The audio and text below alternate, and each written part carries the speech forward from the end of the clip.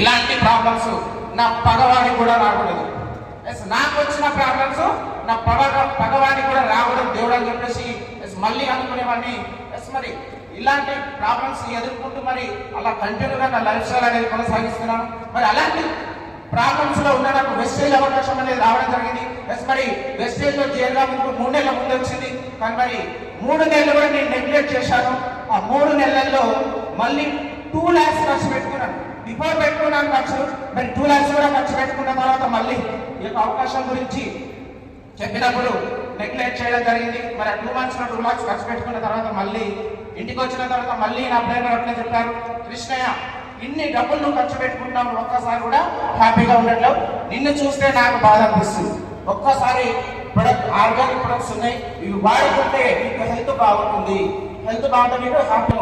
మరి first of all నేను వాడిన ప్రొడక్ట్ ఏంటంటే అండ్ మన దాంట్లో రైస్ బ్రాండ్ ఆయిల్, జిగాటి అండ్ గ్రిల్ ఆయిల్ అండ్ పేరు సాల్ట్రావాష్ లిక్విడ్స్ వాడాలండి. మరి ఇవి వాడిన 1 week నుంచి నేను అబ్జర్వ్ చేయడం జరిగింది. మరి నాకన్నా ఎక్కువ మా మేడం ప్రాబ్లమ్స్ అనుభవించారు. మరి ఇంట్లో ఏదైనా ప్రాబ్లం వస్తే ఎవరికి ప్రాబ్లమ్స్ ఎక్కువ ఉంటాయండి? చిన్న పిల్లలకు ఏదైనా ప్రాబ్లం వచ్చిందనుకోండి ఎవరు సఫర్ అవుతారు?